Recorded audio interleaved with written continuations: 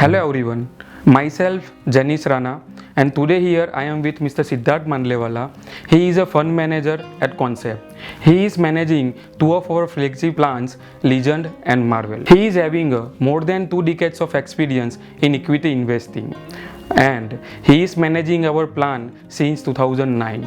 So welcome sir. Sir जिस हिसाब से हम देख रहे हैं कि मार्केट में लास्ट 1 महीने में काफ़ी वॉलेटिलिटी थी राइट और इलेक्शन के रिजल्ट के दिन भी मार्केट मोर देन 6 और 6.5% से गिरा हुआ था, लेकिन वेरी नेक्स्ट डे मार्केट में वन वे एक मोमेंट आया राइट और आज मार्केट ऑल टाइम हाई के नज़दीक है. तो what is your opinion for next 5 years? आपको क्या लगता है कि इकोनॉमी कहाँ पे जाएगी, कैसे करेगी राइट? तो what's your opinion for this? Thank you Jainish. नमस्ते इन्वेस्टर्स. मुझे ऐसा लग रहा है कि जिस तरह से ये नई गवर्नमेंट आई है और जिस तरह से मोदी जी ने अपनी टीम फिर से इंडक्ट की है उसमें कंटिन्यूटी दिख रही है. यानी आप पोर्टफोलियोज देख लीजिए तो होम मिनिस्टर हमारे सेम रहे हैं, डिफेंस मिनिस्टर सेम रहे हैं, finance minister Nirmala ji again वही आई है और इस तरह से काफ़ी जो मिनिस्टर्स है वो रिपीट हो रहे हैं. यानी मोदी जी एक साइन देना चाहते हैं कि गवर्नमेंट 2 महीने तक हाइबरनेशन मोड में चली गई थी और अगेन अभी फिर से वो कंटिन्यूटी चालू हो गई है. तो मैं ऐसा मानता हूँ कि मार्केट भी अपना मोमेंटम जारी रखेगा, लेकिन अभी वैल्यूएशन पॉइंट ऑफ व्यू से अगर मार्केट को देखें तो मुझे ऐसा लग रहा है कि वैल्यूएशंस थोड़े हायर साइड पे चले गए हैं और इसलिए अभी ऐसा लग रहा है कि बीच बीच में करेक्शंस आएंगे मार्केट में and that would provide opportunity. और इस बार एक नई चीज़ जो हमें जानने को मिली है, देखने को मिली है, वो ये है कि DIIs यानी डोमेस्टिक इंस्टीट्यूशंस वो इतना अच्छी तरह ये अपॉर्चुनिटी का यूज़ कर रहे हैं, खास करके रिटेल इन्वेस्टर्स के हर एक फॉल पे उनका इन्वेस्टमेंट बढ़ रहा है.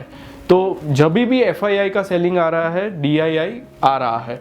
अभी कमिंग टू योर क्वेश्चन कि 5 इयर्स का आउटलुक क्या है, तो मुझे ऐसा लग रहा है कि PE रेशियो जो हमारा है वो ऑलमोस्ट 22 टाइम्स पे है, which is again historical average से थोड़ा प्रीमियम पे है, 10 to 15% प्रीमियम पे है, पर it is justified.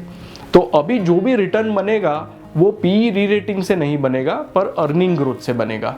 And we expect कि निफ्टी का earning growth should be between 12 to 15%. सो 12 से 15% का अर्निंग ग्रोथ आएगा तो इतना रिटर्न नेक्स्ट 5 इयर्स में इन्वेस्टर्स को मिल सकता है.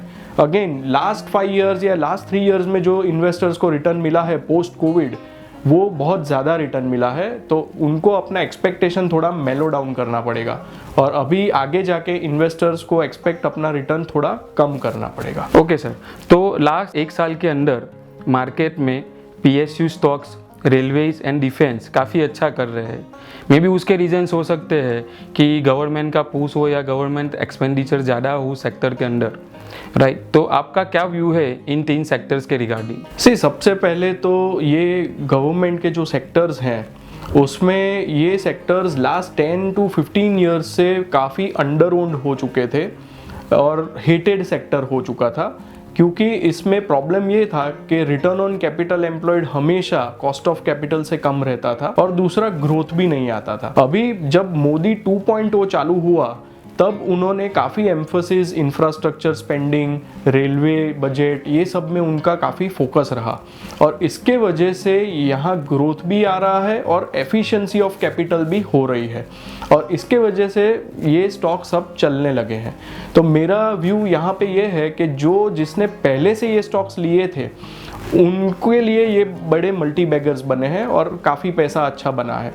लेकिन अभी ये लेवल पे एंटर होना कि जब ये सेक्टर ओवर ओन्ड भी अभी हो चुका है, जब अर्निंग मल्टीपल भी ऑल टाइम हाई पे है, यानी PE मल्टीपल भी ऑल टाइम हाई पे है और मार्जिन्स भी ऑल टाइम हाई पे पहुंच गए हैं, तो यहाँ पे अभी रिस्क रिवॉर्ड शायद इतना फेवरेबल नहीं है. और ख़ास करके मैं बात कर रहा हूँ रेलवे स्टॉक्स की. कमिंग टू डिफेंस और PSUs में अगेन काफ़ी सिलेक्टेड पॉकेट्स हैं, जैसे बैंकिंग सेक्टर हम ले लेते हैं, पब्लिक सेक्टर बैंक्स. अभी भी काफ़ी बैंक्स मुझे लगता है कि अट्रैक्टिवली वैल्यूड है. जैसे मैं आपको एग्जांपल दूं कि कैनरा बैंक आज उसका return on equity is around 18% और उसका पी रेशियो अगर देखें तो इट इज़ अराउंड 6 टाइम्स। तो मुझे लगता है ये चीपली वैल्यूड है, यहाँ से री रेटिंग का भी स्कोप है। सिमिलरली स्टेट बैंक, सिमिलरली दूसरी PSU बैंक्स में भी अपॉर्चुनिटी है। तो सिलेक्टेड पॉकेट्स में PSUs में अभी भी पैसा बन सकता है। इवन बड़ी कंपनीज लाइक कोल इंडिया, पावर ग्रिड, पावर में भी अभी इंडिया में जिस तरह से कंजम्पशन बढ़ रहा है, पावर इलेक्ट्रिसिटी का जो यूज़ हो रहा है, हमने ये गर्मियों में भी देखा, तो वहाँ पे भी बहुत बड़ी अपॉर्चुनिटी अभी भी लग रही है और यहाँ से रिटर्न वहाँ भी बढ़ सकते हैं। तो कहने का बस पॉइंट यही है कि we have to be cautious on stocks के जहाँ पे सिर्फ नैरेटिव उसके वजह से, स्टोरी टेलिंग के वजह से स्टॉक्स बढ़ गए हो और वहाँ पे अर्निंग ग्रोथ ना आई हो, सिर्फ ऑर्डर बुक है या सिर्फ स्टोरी है कि ये होने वाला है। ऐसे में जब भी खराब न्यूज़ आते हैं या अर्निंग्स नहीं आते हैं तो ये सब इवापोरेट भी इसी तरह हो जाते हैं। तो वहाँ PE मल्टीपल्स जिस तरह से बढ़ गए हैं तो वहाँ हमें कॉशियस रहना है, पर जहाँ पे अर्निंग्स बैक्ड PE ग्रोथ है तो वहाँ पे डरने की ज़रूरत नहीं है। तो सर इस हिसाब से अगले 5 साल के लिए आप कौन से सेक्टर या इंडस्ट्री के ऊपर ज़्यादा बुलिश हो? अभी मार्केट में most of the sectors are either over valued और रीजनेबली वैल्यूड। कोई भी चीज़ अंडर वैल्यूड मुझे नहीं लग रही है। तो अभी मुझे ऐसा लग रहा है कि फेयरली वैल्यूड में एक तो बैंकिंग सेक्टर है, क्योंकि ये लास्ट 3 इयर्स की रैली में आपने भी देखा होगा काफ़ी बैंक्सों में रिटर्न नहीं बना है। इवन दो उनके अर्निंग्स बड़े हैं, जैसे HDFC bank, Kotak bank, last 5 years में उनके अर्निंग्स ऑलमोस्ट डबल हुए हैं, पर उसके सामने उसका प्राइस टू बुक PE डीरेट हुआ है। यानी 10 ईयर का जो एवरेज हम वैल्यूएशन लेते हैं उससे आज नीचे मिल रहे हैं। तो ऐसी स्पेसिस में वी शुड फोकस मोर। और दूसरा, अगर मैं मानूं कि कौन सा सेक्टर अभी भी अनडिस्कवर्ड है, तो मेरे हिसाब से इंडिया में इंश्योरेंस सेक्टर अभी भी अनडिस्कवर्ड मुझे लग रहा है, क्योंकि वहाँ भी अभी जिस तरह से उनके अर्निंग्स आ रहे हैं उस तरह से उनका शेयर प्राइस मूवमेंट नहीं हुआ है। तो वो भी एक मुझे लगता है कि वहाँ अपॉर्चुनिटी है। तीसरा, मुझे लगता है पावर सेक्टर में भी काफ़ी अपॉर्चुनिटीज़ हैं, और पावर में ऐसा नहीं कि सिर्फ आप बड़ी कंपनीज पे फोकस करिए, इवन एंसिलरी कंपनीज भी बहुत होती हैं, तो वहाँ भी अपॉर्चुनिटी मुझे लग रही है। तो इंडिया तो एक बुफे है और बुफे में हर एक चीज़ मिलती है। मेरे गुरु राकेश झुंझुनवाला हमेशा कहते थे कि आप बुफे को एंजॉय कीजिए, बस आप ओवर ईट मत कर दीजिए। तो मैं भी मानता हूँ कि इंडिया में डाइवर्सिफिकेशन है, अलग अलग सेक्टर्स में अपॉर्चुनिटी है, तो आपका पोर्टफोलियो भी उस हिसाब से बिल्ड करना चाहिए। और काफ़ी चीज़ों में मेगा ट्रेंड चल रहा है, जैसे प्रीमियमाइजेशन। कोविड के बाद हमने देखा कि इंडिया में के शेप रिकवरी हुई है। तो के शेप रिकवरी में क्या हुआ है कि जो टॉप इंडिया के लोग हैं, इंडिया 1 जिसको हम बोलते हैं, तो वो लोग का कंजम्पशन बहुत बढ़ रहा है। तो जो भी कंपनीज प्रीमियमाइजेशन पे फोकस कर रही है वहाँ पे पैसा अभी भी बनने की काफ़ी गुंजाइश है। तो सर अभी काफ़ी टाइम से बहुत सारे इन्वेस्टर्स ऐसे हैं जो मार्केट में करेक्शन का वेट कर रहे हैं। उनको ऐसा लग रहा है कि जब मार्केट में करेक्शन आए, फैली करेक्शन, तब वो लोग अपनी पोजीशन लेने के लिए सोच रहे हैं। तो आपको क्या यहाँ से ऐसा लग रहा है कि मार्केट में करेक्शन आएगा, और इस सिचुएशंस में इन्वेस्टर को क्या करना चाहिए? बहुत इंपॉर्टेंट क्वेश्चन आपने पूछा है जैनिश। मैंने मेरे एक्सपीरियंस में देखा है कि ज़्यादा पैसा वेटिंग फॉर करेक्शन में चला जाता है रादर देन इन करेक्शन।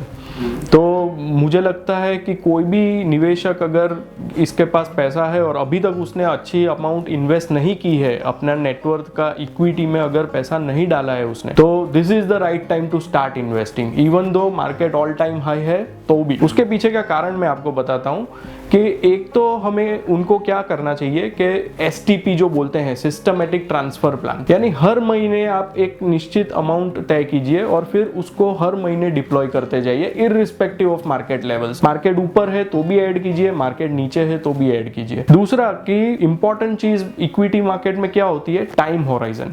आपका टाइम होराइजन मिनिमम 5 इयर्स का होना चाहिए। अगर उससे ज़्यादा होराइजन है तो अभी भी मुझे लगता है कि इक्विटी जैसा रिटर्न कोई दूसरा एसेट क्लास नहीं दे पाएगा। तीसरी इक्विटी की अच्छी चीज़ ये है कि ये कैश वाली चीज़ है, यानी आज बेच के 2 दिन में अपने पास पैसा आ जाता है, लिक्विडिटी वाली एसेट है, तो उसका भी हमें भरपूर लाभ लेना चाहिए। तो मैं मानता हूँ कि जो भी रिटेल इन्वेस्टर या जो भी HNI इन्वेस्टर है उसको सबसे पहले तो ऑप्टिमिस्ट रहना है इंडिया के बारे में। बीच बीच में पिटफॉल्स आएंगे, बीच बीच में बैड न्यूज़ आएंगे, लेकिन उसको इग्नोर करके, उसको नॉइस समझ के, उसको अपॉर्चुनिटी समझ के और इन्वेस्ट करना है। और हमने देखा है लास्ट 3-4 ईयर्स में जितने भी प्रॉब्लम्स आए, जैसे रशिया यूक्रेन वॉर आया तो it was an opportunity two by, Israel Hamas का प्रॉब्लम आया तो again it was an opportunity two by, अभी 4 जून को जो मार्केट 7-8% टूट गया था तो it was again an opportunity two by.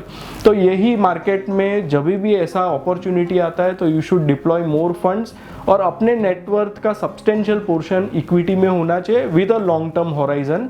और अगेन रिस्क को ध्यान में रखते हुए, जैसे मैंने बताया कि ऐसे स्टॉक्स में या ऐसे सेक्टर्स में ना जाइए कि जहां पे सिर्फ पी बढ़ा है लेकिन अर्निंग्स नहीं बढ़े हैं। तो ऐसे सेक्टर्स में जाइए जहां पे अर्निंग्स बढ़ा है लेकिन शायद पी कॉम्प्रेस हुआ है, तो वहां पे आपको रिस्क इतना नहीं रहेगा। Thank you sir. Thank you.